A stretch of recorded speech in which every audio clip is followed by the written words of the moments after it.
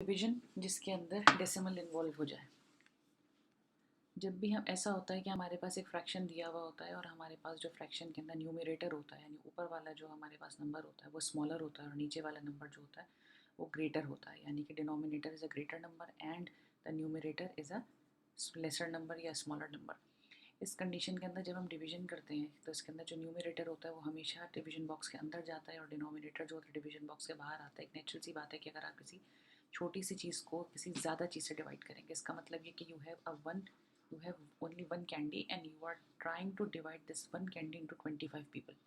Definitely जब आप एक कैंडी को 25 लोगों के अंदर डिवाइड करेंगे तो उनमें से किसी को भी पूरी एक कैंडी भी नहीं मिलेगी। आपको नेचुरली उस एक कैंडी के इतने छोटे छोटे टुकड़े करने होंगे कि आप उसमें से थोड़ा थोड़ा पीस जो है वो हर आदमी को इंडिविजुअली 25 में से दे सकें। अगर ये फ्रैक्शन उल्टा लिखा हुआ होता, अगर ये 25/1 होता तो इसका मतलब ये होता है कि 25 अंदर आ जाता है और 1 बाहर आ जाता है। इसका मतलब ये था कि आप ये 25 कैंडीज़ हैं, आप डिवाइड कर रहे हैं एक आदमी, यानी उसको पूरी 25 की 25 मिल जाएंगी, तो 125 आर जो है वो 25 होता। लेकिन यहाँ ये क्वेश्चन उल्टा है, यहाँ 1/25 है, इसमें हमें एक कैंडी 25 लोगों में डिवाइड करनी है।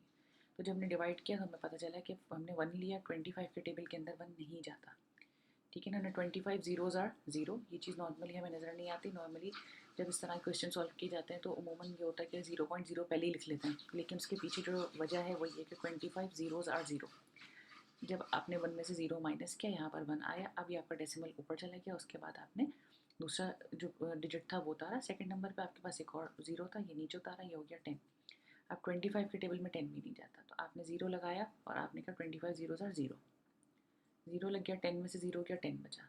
Now you have left with last 0, आपने वो लास्ट 0 भी नीचे उतारा, 25 4 आर 100, 100 में से 100 माइनस किया, आंसर आ गया आपका 0।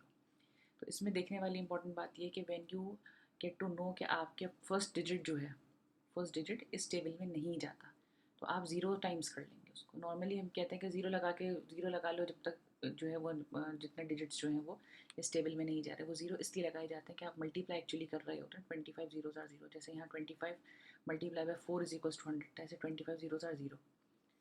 दूसरी हमारे पास जो एग्जांपल है वो 16/99 है। इसके अंदर 16 जो है वो स्मॉलर नंबर है, 99 बिगर नंबर है, लेसर है, ग्रेटर है। इसके अंदर भी यही करना है कि 16 अंदर रखा है, 99 बाहर है। इस क्वेश्चन का भी सेम मतलब है कि आपके पास 16 कैंडीज हैं, you are trying to divide दो 16 कैंडीज इनटू 99 पीपल। जब 99 लोगों के अंदर आप 16 चीज़ डालेंगे तो डेफिनेटली वो किसी आदमी को एक चीज़ भी पूरी नहीं मिलेगी, ठीक है ना, एक से कम ही मिलेगी। तो यहाँ पर भी वही है कि 16 क्योंकि नहीं जा रहा है 99 के टेबल में, तो हमने पहले 0 से किया है, 99 ज़ीरोज़ आर 0, उसके बाद नीचे 16 आ गया, डेसिमल ऊपर चला गया, 0 नीचे आया। अब आप 160 क्योंकि 99 के टेबल में करीब करीब जा सकता है, तो अब आपने आगे वर्कआउट करना शुरू किया है इसको। और उसी तरीके से कि 199 1s आर 99, 99 6 आर 594, इस तरीके से करके पूरा का पूरा क्वेश्चन जो आपका चला है, एंड में यहाँ पर रिमाइंडर आ रहा है, ठीक है ना। इस क्वेश्चन को चूज़ करने की वजह ये थी कि यहाँ रिमाइंडर आ रहा है। Now you are ignoring this reminder, और आपने यहाँ पर जो प्लेसेस हैं नॉर्मली 3 प्लेस तक लेते हैं, लेकिन यहाँ 4 प्लेस तक हमने लेके दिखा दिया आपको, क्योंकि रिपीटिंग पैटर्न आएगा। इसको यहाँ मजीद एक 0 ले लेने से कोई फ़ायदा नहीं होगा, अगेन 160 आ जाएगा। अगर हम यहाँ पर एक 0 लगा देंगे तो अगेन 160 आ जाएगा, फिर वही -99 करके, और यही पूरी साइकिल जो दोबारा से शुरू हो जाएगी। तो दोबारा ये साइकिल करने की ज़रूरत नहीं है।